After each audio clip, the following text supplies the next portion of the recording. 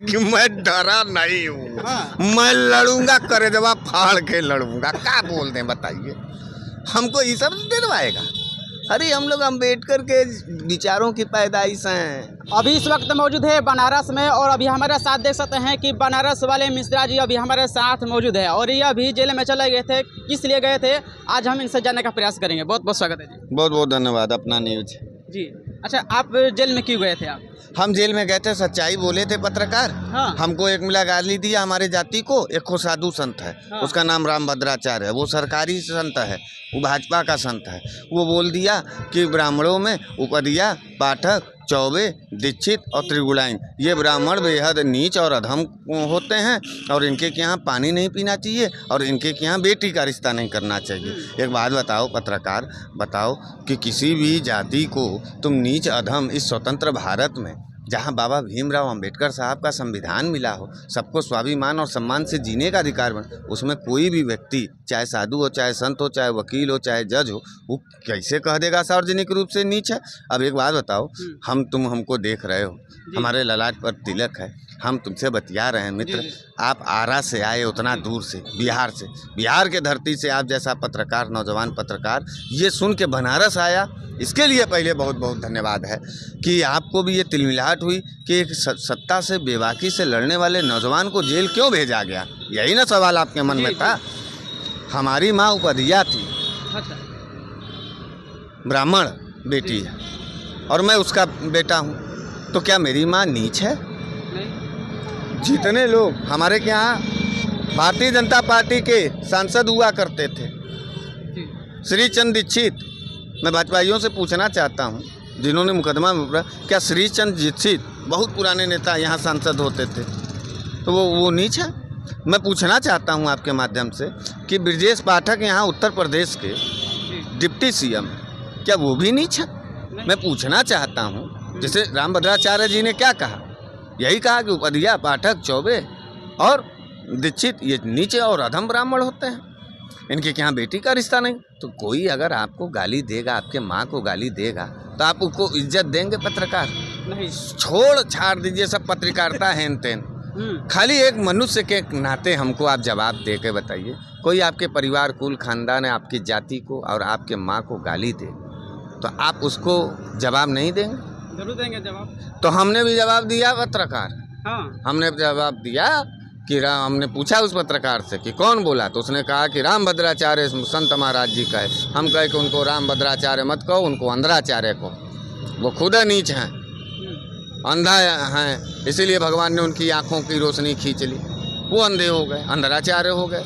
बस इसी बात से भाजपा के लोग तिलमिला के उनका धर्म आहत हो गया। और जिन ब्राह्मणों ने लाइन लगा करके वोट दिया भारतीय जनता पार्टी को 10 साल से सरकार में, वो नीच हो गए, उस पर इनका आहत नहीं हुआ। रामभद्राचार्य जी हमारे हिंदू धर्म में न 13 अखाड़े के जगत गुरु हैं और ना ही शंकराचार्यों में एक हैं। ये सरकारी हैं, ये भाजपाई जगत गुरु हैं, और ये भाजपाइयों के धर्म गुरु हो सकते हैं, हमारे हिंदू धर्म के धर्म गुरु। और इस आज़ाद भारत में कोई न नीच है न कोई ऊंच है, ये अधिकार भी किसी को नहीं मिलना चाहिए। इसलिए हमको जेल भेज दिया गया, हमको 3 दिन जेल में रखा गया, और हमको हमारे तमाम साथियों ने, तमाम राजनीतिक दलों ने, तमाम सामाजिक संगठनों ने, अधिवक्ता बंधुओं ने, मीडिया साथियों ने इतना जबरा आंदोलन पूरे देश में चला दिया पत्रकार महोदय। अरे बप्पा फाट पड़े हैं, भाग पड़े हैं सब। अच्छा, आप तो सभी के लिए बोलते हैं, लेकिन आप जैसे ब्राह्मण के बारे में बोले तो आपके जाति के लोग काहे टारगेट करने लगे?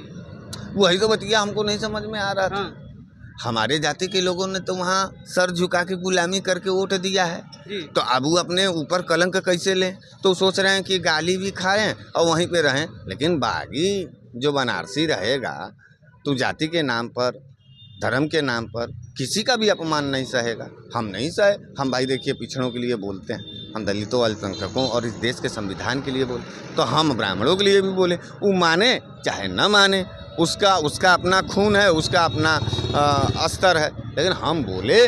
हमारी टीम ने इस बात का शाबाशी हमको दिया कि नहीं, हम लोगों ने तो ये तय कर दिया कि जिस किसी का भी अपमान होगा, वो जाति उसका ध्यान नहीं दिया जाए, उसका धर्म ध्यान नहीं दिया, अपमान हुआ है उसका जवाब देना चाहिए। हम लोगों ने दिया। आपकी बातों से, बयानों से तो आपके जो जेल में लोग डाले, तो आप तो डर गए होंगे कि आप कौन डर गया हो? आप कि अब बोलेंगे कि नहीं उस तरीके से जिस तरीके से पहले दाड़ते थे? का बोल दें कि आपको ये लग जाए कि हम डरे नहीं हैं। मतारी बहन का तो गाड़ी हम देंगे नहीं, लेकिन उससे कम भी गुस्सा नहीं है। का बोलें कि आपको ये संतुष्टि हो जाए कि मैं डरा नहीं हूँ, हाँ। मैं लड़ूंगा, करेजवा फाड़ के लड़ूंगा। का बोल दें बताइए, हमको ये सब डरवाएगा? अरे हम लोग अम्बेडकर के विचारों की पैदाइश हैं, गांधी के लाठी के गांधी के विचारों की पैदाइश हैं, नेताजी सुभाष चंद्र बोस, भगत सिंह, इन लोगों को पढ़ कर के हम लोगों ने राजनीति में आने का काम किया है। हमको कोई डरवाएगा? डर तो हो गए, सब भाग गए, तिलमिला रहे हैं, छाती पीट रहे हैं कि क्या करें, मुकदमा करा करके इसको देश भर का नेता बना दिए। आप ही ना बता रहे हैं पूरे देश भर में, हम तो अंदर थे जेल में, हम तो अंदर थे ना, हम तो देख नहीं पा रहे थे। हम बाहर आए तो आप ही लोग बताए ना कि अरे देश भर में हंगामा हो। हाँ। तो डिपीट हो गया उसका वार, उसने वार किया। अभी समझ लो कि उसने वार किया, जिस लाठी से, जिस गुस्से से, जिस विचार का हथियार बना, जिस हथियार से उसने वार किया, हमने बस खाली इतने किया, उसी का हथियार उसी को छीन करके उसी पर वार कर दिया। यही ना हुआ, वो हमको जलील करना चाह रहा था, पूरा देश मिलके उन सबों को जलील कर दिया। तो ये दमन की एक ऐसी प्रक्रिया थी जो हजारों नौजवान, हजारों पत्रकार, हजारों बहन बेटियां और हजारों खेती किसानी, हजारों अधिवक्ताओं के ऊपर था। आकर के यहीं बनारस में बनारस वाले मिश्रा जी पर ये सब फंस गए, उलझ गए, और उलझ गए तो चित्त खा गए। ये संदेश है कि जो भी व्यक्ति सच्चाई से इस देश के लोकतंत्र, इस देश के संविधान के लिए लड़ेगा, उसके लिए पूरा देश एकजुट होकर के लड़ पड़ेगा और उसको इन दरिंदों के चंगुल से बाहर निकाल करके राजा की तरह और शेर की तरह दहाड़ने का आशीर्वाद देगा। बहुत बहुत धन्यवाद है देश के सभी